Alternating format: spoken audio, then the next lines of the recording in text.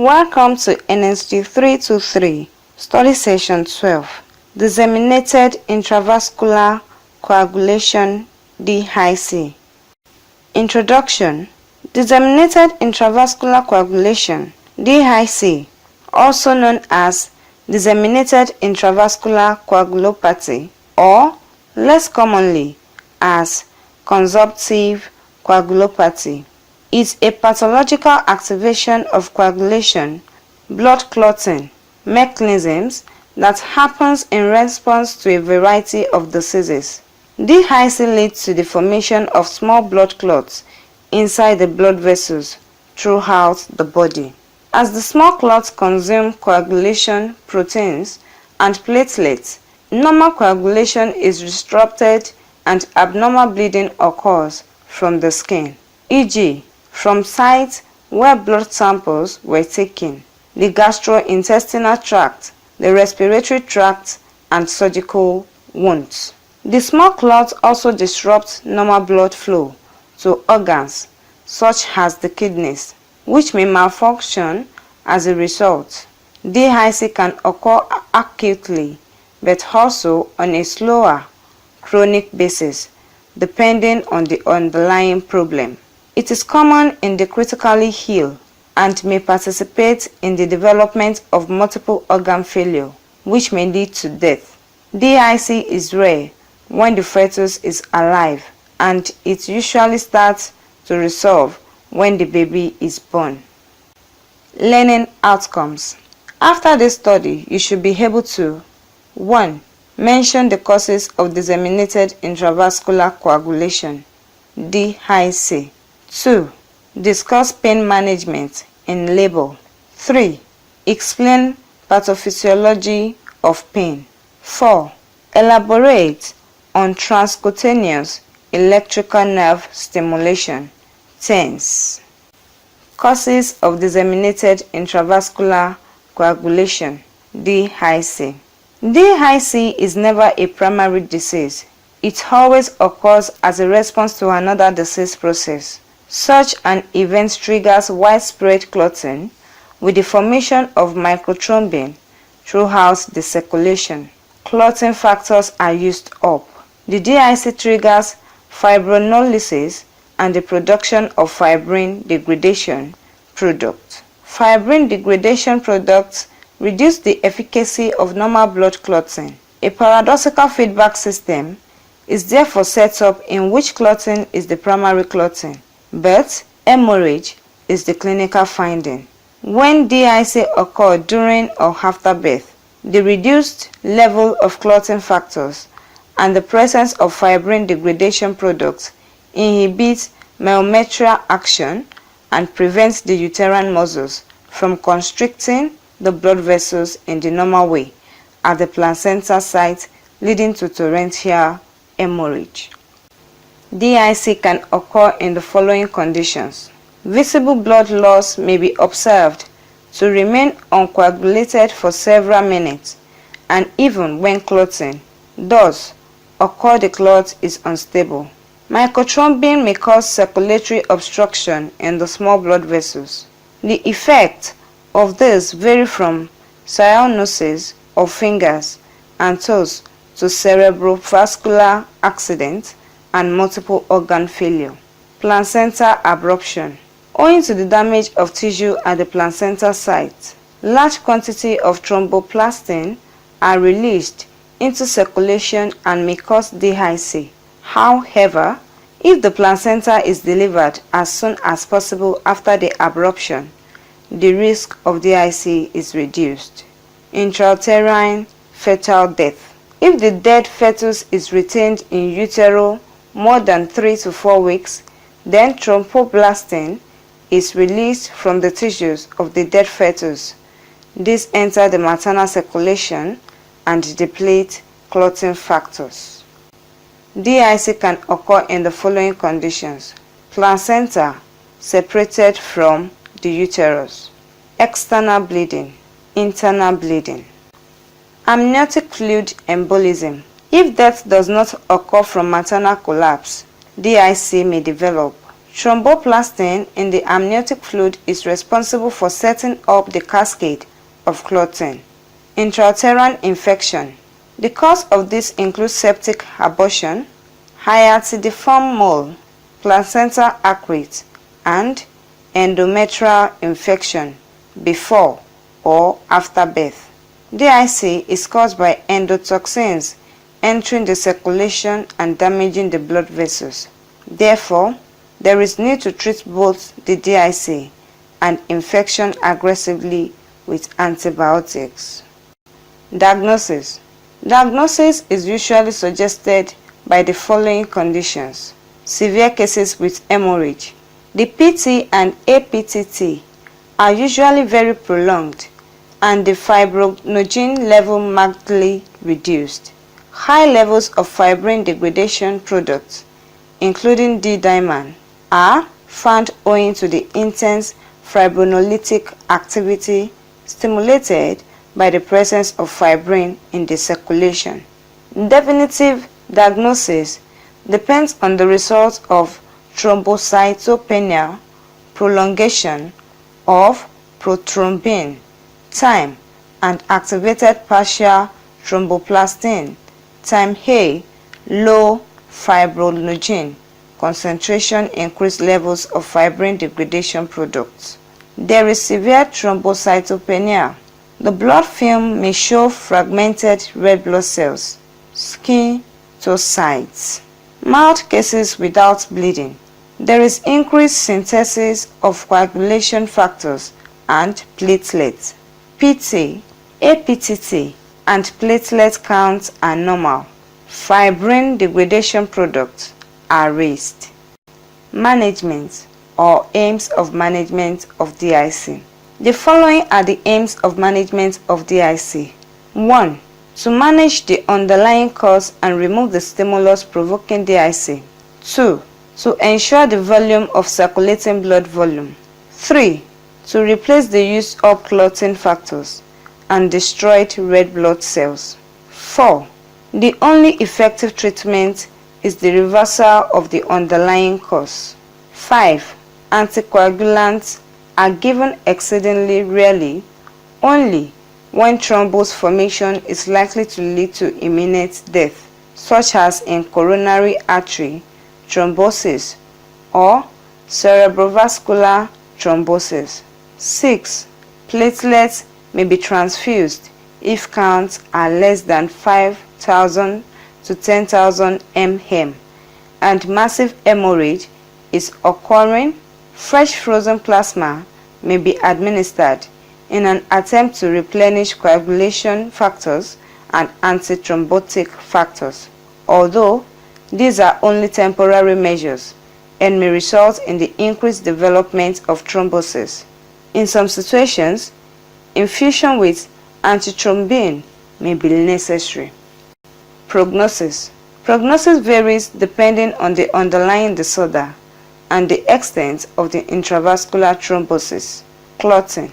The prognosis for those with DIC, regardless of cause, is often grim.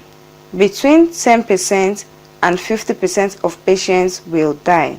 DIC with sepsis, infection, has a significantly higher rate of death than DIC associated with trauma. Pain management in labor. It is not possible to assess how much pain a person is feeling because pain cannot be measured. Pain leads to physical exhaustion and lessens the woman's confidence. Pain threshold varies from one individual to the other, so the woman in labor must be relieved from pain and baby safety must be ensured. Causes of pain in labor. The following are the causes of pain in labor. Uterine contraction, the dilatation of cervix in first stage and stretching of the vagina and pelvic floor in late first stage and second stage. Painful stimuli transmitted by thoracic, lumbar, and sacral nerves. Pain manifests itself as cramping in the abdomen, groin, and back, as well as a tired, aching feeling all over. Pain management is the alleviation of reduction of pain during labor through series of activities. This may include pharmacological and non-pharmacological interventions. The aim of pain management in labor is to reduce stress and anxiety. The objective is to provide maximum relief while maintaining maximum safety for mother and fetus. The following are other causes of pain during labor.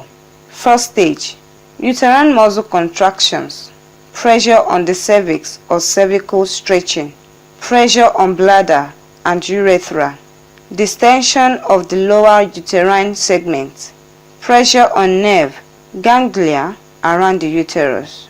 Second stage, stretching of vagina and perineum. Third stage, episiotomy, lacerations, uterine contraction in placenta expulsion. Fourth stage, repair of episiotomy.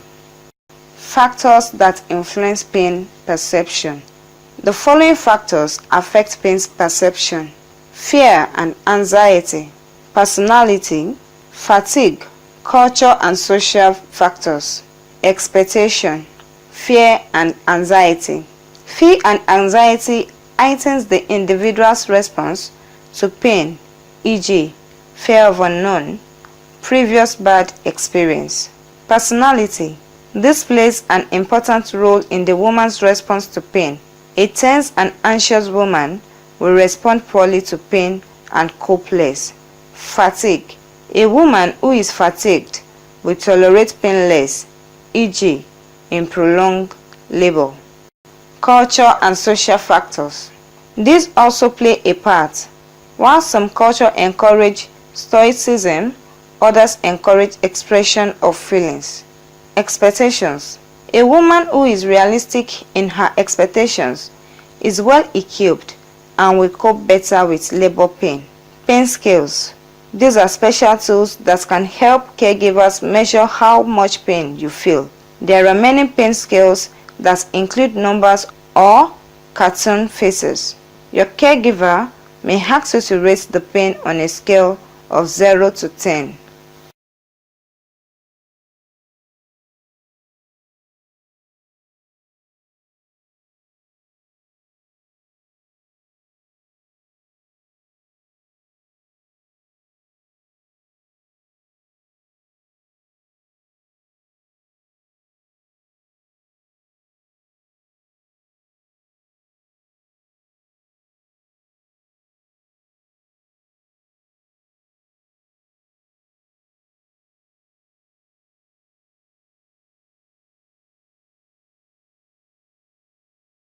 Pathophysiology of pain.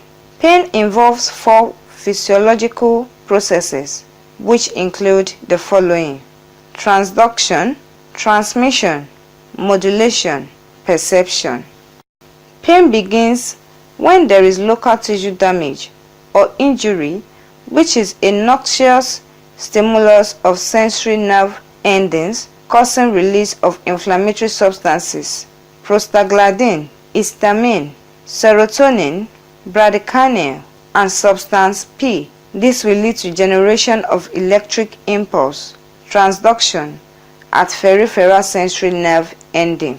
Impulse travel to dorsal roots, ganglion, and posterior horn of the spinal cord, known as first neuron. Second neuron from posterior horn to spinal cord transmits impulse via medulla oblongata, pons varolii, and midbrain to the thalamus. Third neuron transmits to sensory cortex, spinal cord. In the spinal cord, fast pain and slow pain are carried to the brain via different pathways. The impulse of the fast pain goes to specific and limited areas on the surface of the brain. The cortex, allowing for relatively precise location of the pain stimulus before an individual perceives a painful stimulus. Perception, Kirk and Ribbons, 2004. The impulse from slow pain is distributed diffusely in the brain. Each area of the brain elicits a different response, which explains the whole range of symptoms that pain can cause such as suffering, sleeping difficulties, because the pain stimulates the wake center and a depressed mood. Methods of pain relief in labor. Non-pharmaceutical. The most effective pain management begins long before the baby is born, with education including classes that teach relaxation techniques and breathing methods. Psychological method of relieving pain in labor is the most important aspect of pain relief, because a patient who is already apprehensive with labor pain will relax if she is admitted into a clean, well-organized, calm, and reassuring environment. Education is one of the best ways to manage pain, because simply knowing what to expect promotes relaxation and calms fears. Given information will help to allay anxiety. The woman in labor is also allowed to participate in planning and meet with the staff that will take care of her before, during, and after labor. Methods of pain relief in labor. The midwife must be sympathetic and understanding. This will allay her fears, relax more, and be able to cope with the pain. The personality of the midwife should reflect kindness, interest in the patient with kind words and deeds as she gives care. Some women prefer to avoid analgesic medication during childbirth. They can still try to alleviate labor pain using psychological preparation, education, massage, acupuncture, TENS unit use, hypnosis, or water therapy in a tube or shower. Psychological control covers preparation for labor and support during labor. Relaxed environment is highly appreciated. Some women like to have someone to support them during labor and birth, such as the father of the baby, a family member, a close friend, or the partner. Also the freedom to move about during labor. The human body also has a chemical response to pain by releasing endorphins. Endorphins are present before, during, and immediately after childbirth. Some people believe that this hormone can induce feelings of pleasure and euphoria during childbirth, reducing the risk of maternal depression some weeks later. Water birth is an option chosen by some women for pain relief during labor and childbirth, and some studies have shown water birth in an uncomplicated pregnancy to reduce the need for analgesia without evidence of increased risk to mother or newborn. Hot water tubes are available in many hospitals and birthing centers. Physical comfort. Measures should be provided such as gentle exercise, breathing, posture, and relaxation techniques help in early labor. Massage can help to refresh muscles. Sipping warm tea or cool water can keep the patient hydrated and energized. A warm bath, comfortable gown, oral care, comfortable position with adequate bladder and bowel care. Position changes. Some positions improve the baby's ability to navigate through the pelvis. Some positions can help to reduce the pressure associated with a back labor. Other positions make it easier to relax the body and rest. Some medical interventions will limit the woman's ability to change positions. Example is the use of intravenous infusion. Transcutaneous electrical nerve stimulation, TENS. The use of TENS is effective, particularly in early labor. Treatment with TENS consists of attaching electrodes to the woman's back. The low voltage electric current passed across stimulates the body to produce endogenous opioids. It can be controlled by the woman. There is need to give information and teach the use of TENS prenatally. It takes about 30 minutes before an effect is felt. The intensity can be increased to cope with the increased pain of contractions. Mental relaxation techniques. There are various mental relaxation techniques that can be used to promote relaxation during labor. Some techniques aim to focus thought, others to distraction or diversion. For success to be achieved at using mental relaxation techniques during labor, the midwife should teach clients how to practice it during antenatal periods. Examples: cognitive or behavioral strategies, inclusive of distraction, relaxation, imagery, and breathing techniques. Meditation and mind medicine techniques are also used for pain control during labor and delivery. These techniques are used in conjunction with progressive muscle relaxation and many other forms of relaxation for the mind and body to aid in pain control for women during childbirth. One such technique is the use of hypnosis in childbirth. Alternative method of mental relaxation. Alternative methods: acupuncture, homeopathy, herbalism, aromatherapy, yoga and meditation. Hypnosis. A new mode of analgesia is sterile water injection placed just underneath the skin in the most painful spots during labor. A controlled trial in Iran of 0.5 ml injections was conducted with normal saline, which revealed a statistical superiority with water over saline.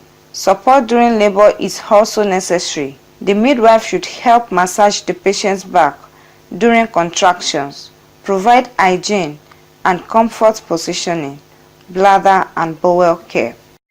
Pharmaceutical management of pain. The use of drugs. Different measures for pain control have varying degrees of success and side effects to the woman and her baby. The choice of drugs for relief of pain is based on the following: progress of labor, the patient's need, effect on the uterine contraction and fetus, availability of drugs. 1. Analgesics. These are drugs used in labor that are supposed to relieve pain without rendering the patient unconscious. Examples are Panadol, aspirin, etc. 2. Narcotics or opioids. These drugs allay anxiety and induce sleep. They are strong analgesics with some sedative effects and will reduce ability to sense pain or discomfort in the whole body. The use of drugs. Examples are Petidine, with or without promethazine, may be used early in labor, as well as other opioids such as morphine, petulofan, and Fortal. But if given too close to birth, there is a risk of respiratory depression in the infant. 3. Amniotic fluid embolism. This induces sleep. Anticonvulsants such as chlorhydrate, diazepam, omnipron, etc. 4. Tranquilizers. They help to calm the patient, such as Phenergan. 5. Sedatives. Induce sleep. Examples are barbiturates. 6. Lactic cocktail. Refers to any of various mixtures of phenothiazine, derivatives, and petidine for intravenous administration. Examples are chlorpromazine, Largactil 50 mg, petidine 100 mg, mixed and given slowly intravenously until a state of sedative, tranquility, and analgesia is produced. It is used in management of preeclampsia and eclampsia and for breech deliveries and cesarean section. 7. Inhalational analgesia. This is permitted by the midwife board. It is used on elderly women in late first stage of labor, relatively safe in moderate dose as it is easily excreted from lungs, and has minimal effects on fetus, and it may be used with other analgesics. In premips, they are volatile agents which are excreted fairly quickly from the body. They include Entonox, a premise nitrous oxide 50% and oxygen 50%. 8. Trilene, trichlorethylene. This is a blue liquid that evaporates easily into the air to form a non-inflammable vapor. It is an anesthetic agent with analgesic action. The anesthetic effect depends on the concentration. It is administered in HEMO3 automatic inhaler apparatus. 9. Obstetric anesthesia. Anesthesia means absence of sensation and free from pain or reversible depression of all the senses. Types of anesthesia are: 1. General anesthesia. 2. Regional anesthesia. 3. Local anesthesia. 10. Epidural or spinal medication. This is a technique whereby local anesthesia solution is injected into the subarachnoid space, that is, into CSF. It is referred to as regional blocks because the medication prevents the nerves from sending signals to the brain. It reduces pain in parts of the body from the abdomen down. Local anesthetic agents like lignocaine can be used for this. It is given because of various complications that could result in assisted birth. 11. Pudendal block. A local anesthesia is injected adjacent to the pudendal nerves, just below the ischial spines, where they supply pelvic floor, vulva, and perineum. 12.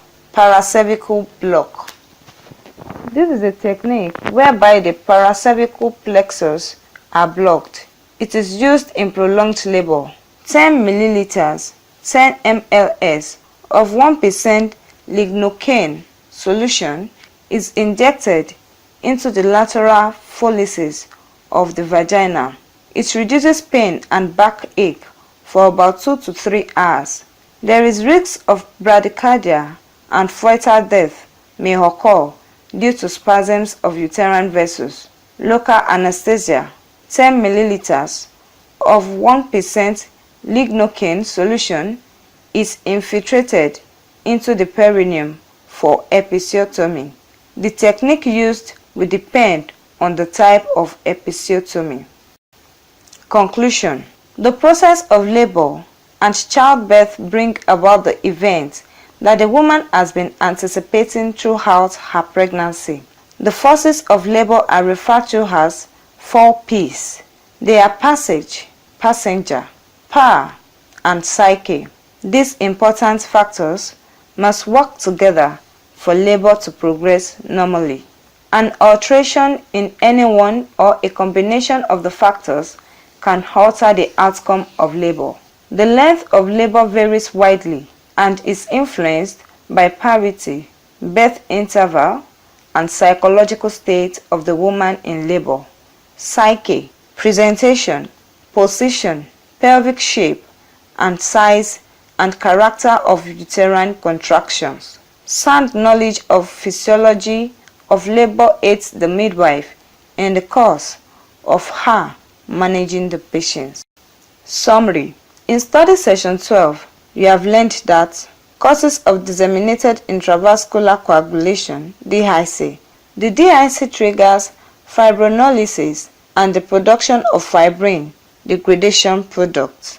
The following are the conditions of DIC: placental abruption, intrauterine fetal death, amniotic fluid embolism, intrauterine infection. Prognosis varies depending on the underlying disorder and the extent of the intravascular thrombosis, clotting. Pain management in labor. Pain threshold varies from one individual to the other, so the woman in labor must be relieved from pain and baby safety must be ensured. Factors that influence pain perception in the following: fear and anxiety, personality, fatigue, culture, and social factors. Expectations. Pathophysiology of pain. Pain involves 4 physiological processes, which include the following: transduction, transmission, modulation, perception, transcutaneous electrical nerve stimulation. TENS. The use of TENS is effective, particularly in early labor. Treatment with TENS consists of attaching electrodes to the woman's back. End of study session 12.